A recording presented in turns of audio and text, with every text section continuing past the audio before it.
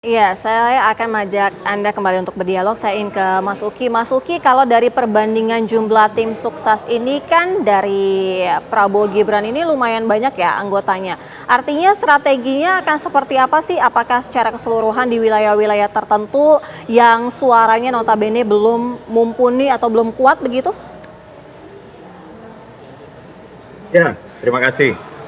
Pertama-tama kami ini besar ya secara kuantitas jumlah itu tidak bisa kami hindari karena memang tingginya ya dukungan kepada Pak Prabowo baik itu di level partai politik maupun di level masyarakat. Jadi tim sukses Pak Prabowo Gibran itu tidak hanya di partai politik saja ya, apa komposisinya.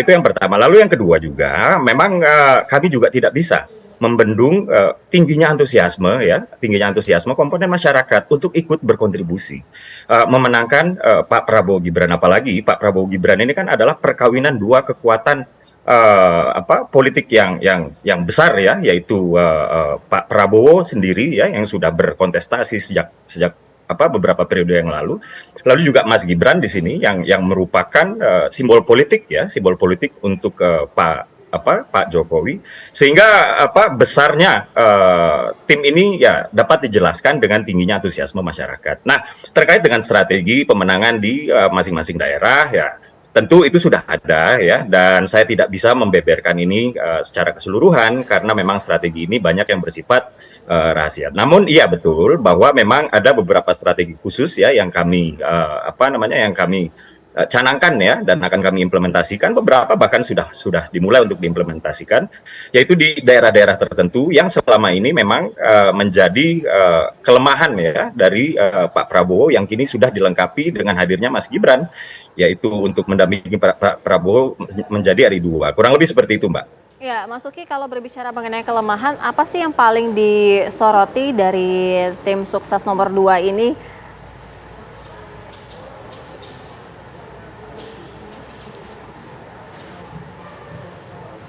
Halo, gimana? Iya, sebenarnya apa sih kalau misalnya berbicara mengenai kelemahan, apa yang paling disoroti dari tim sukses nomor 2 ini mengenai celah-celah yang seharusnya menjadi mitigasi dalam pembentukan strategi ini? Oh ya, tentu dong kita juga melihat ya sosok Pak Prabowo sebagai capresnya ya. Kita melihat tren historisnya ya di 2019 di mana-mana saja yang menjadi kelemahan-kelemahan Pak Prabowo ya, di mana-mana saja yang menjadi kekuatan-kekuatan Pak Prabowo ya, yang dimana kemudian kami harapkan kelemahan-kelemahan tersebut dapat ditutupi dengan hadirnya sosok Mas Gibran gitu. Nah, saya ambil contoh saja misalnya Mas Gibran sendiri kan dari Solo, Jawa Tengah gitu ya. Atau tadi ya misalnya ada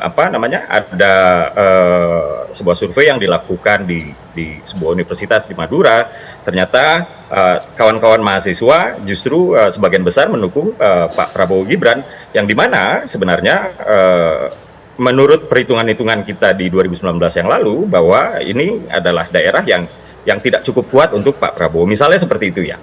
Sehingga tentu ada daerah-daerah khusus ya yang menjadi perhatian kami ya, daerah-daerah yang sudah kami labeli sebagai daerah-daerah yang menjadi kantong suara, daerah-daerah yang kami labeli sebagai daerah-daerah yang lampunya lampu kuning gitu ya, lampu kuning ini artinya sedang, atau daerah-daerah yang dapat kami katakan suaranya ini harus kami perjuangkan untuk kami rebut gitu, karena ini merupakan bagian dari kelemahan suara Pak Prabowo pada 2019 lalu. Oke, kalau dari Mbak Tamara sendiri melihat bagaimana dengan suara-suara akan kekuatan itu, baik yang mendukung Ganjar Mahfud ataupun yang juga wilayah-wilayah tertentu yang notabene masih belum cukup kuat untuk mendukung Ganjar Mahfud ini? Nah itu tuh tugas kami ya di TPN itu, memang kita bekerja itu kalau dibilang kan itu kayak satu tim ya, satu tim itu tadi makanya ditanya soal strategi gitu. Tim itu selalu punya strategi. Nah strategi kami ini kita selalu diminta ya di TPN itu diminta untuk yang pertama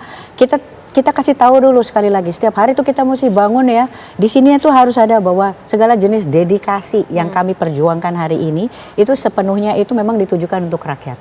Karena selalu nafas perjuangannya adalah tuanku rakyat. Ya, ada keberpihakan pada rakyat yang berlandaskan dari latar belakangnya itu apa? Apresiasi yang tinggi dari pendahulu kami. Segala kemajuan yang hari ini nggak bisa kita tutup mata itu terjadi di belakang.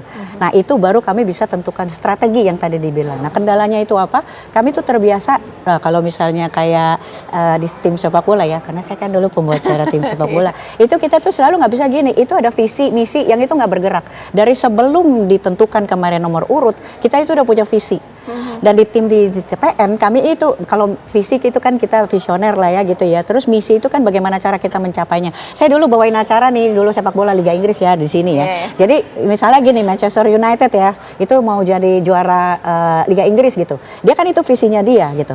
Tapi dia juga punya misi. Bagaimana cara mencapainya? Dia mesti hitung dong di kertas ya kan ya. Dia harus tahu siapa lawannya ya. Terus berapa kali dia harus menang, berapa kali dia harus kalah, bisa kalah atau dia seri. Nah, tapi nggak boleh lupa, visi, misi, ada goal. Goal itu setiap hari itu harus kita cek. Nah, kami di TPN itu terbiasa, goal itu mesti kita lihat. Bekerja, memenangkan tuh dari sehari lepas sehari. Hari ini kita kebobolannya berapa, memasukkannya berapa. Kalau kita kebobolan mulu, kita nggak bakalan itu. Manchester United kalau hari ini nggak ngecek kebobolan berapa dan memasukkan berapa, dia nggak akan bakal sampai di visinya dia menjadi juara Liga Inggris. Nah, di sini kami hari ini aja, kalau misalnya ditanya, gimana tuh memenangkan strategi? Kami cukup cerdaskan aja.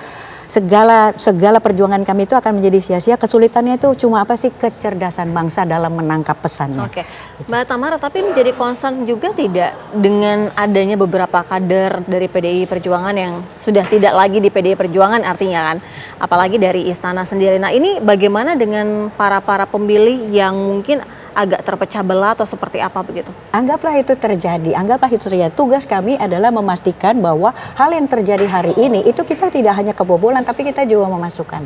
Caranya seperti apa? Caranya adalah mengisi kemerdekaan dengan cara yang sangat real dan konkret mencerdaskan kehidupan bangsa. Mbak saya di rumah tuh bangsa, saya cerdaskan, jangan golput gitu. Supir saya di rumah itu bangsa, saya cerdaskan aja, saya bilang kayak gini, Pak, ayo besok pilih, pastiin ya kita punya presiden yang tertanam ya.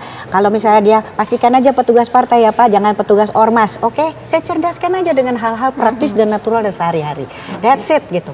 Itu kita bisa ngecek. Kalau saya hari ini sebagai tim TPN gitu, saya lebih banyak kebobolan daripada memasukkan. Kami nggak akan sampai tuh di visi kami tentang pemenangan. Oke, kita tanya ke Mas Uki. Mas Uki, kalau misalnya dari Mas Uki sendiri, ini strateginya akan seperti apa nih ke depannya yang paling menjadi concern? Iya, pertama-tama saya ingin disclaimer dulu bahwa saya juga penggemar Manchester United, Mbak Tamara, penggemar Liga Inggris. Itu aja disclaimernya. Dan saya mengenal Mbak Tamara ini sebenarnya gara-gara nonton Liga Inggris saya zaman dulu ya.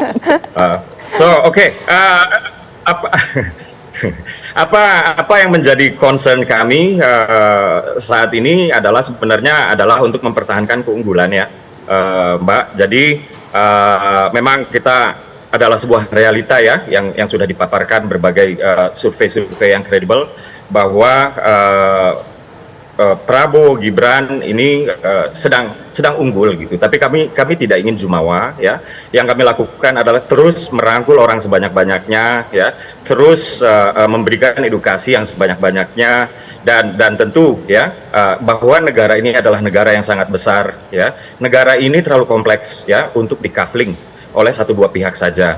Maka di daerah-daerah atau kelompok-kelompok ya yang selama ini belum cukup terangkul oleh Pak Prabowo. Ini sekarang ini atau ke depan ini akan kami rangkul dengan cara-cara yang lebih intens lagi, yang lebih bersahabat lagi ya. Dan tentunya Pak Prabowo pernah bilang begini, hari ini kita rival ya secara kompetisi ya, kontestasi pemilu, tapi besok kita teman dalam pembangunan Indonesia. Jadi inilah yang kami ingin gaungkan dengan cara kami berpolitik hari ini, Mbak. Silakan. Baik, terima kasih Mas Uki, sukses selalu, juga terima kasih Mbak Tamara, sukses selalu sudah bergabung bersama kami di Kabar Pemilu.